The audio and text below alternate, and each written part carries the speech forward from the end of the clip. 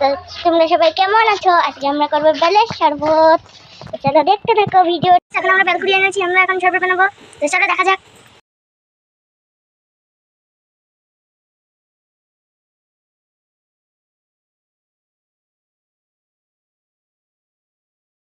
এখন ঢেলে নিচ্ছে, নুন দিয়ে দিল, এখন তারপরে দিয়ে দিল হচ্ছে চিনি, এখন দিয়ে দেবে জলজিরা। দেখো এখন শরবত গুলো উলাচ্ছে। আমরা কাঁচের গ্লাস পেয়ে গেছি, চলো এখন বাগান বাড়িতে যা যাক। কি রোদ উঠেছে এখন আমাদের এখানে, তো চলো যাই এখন।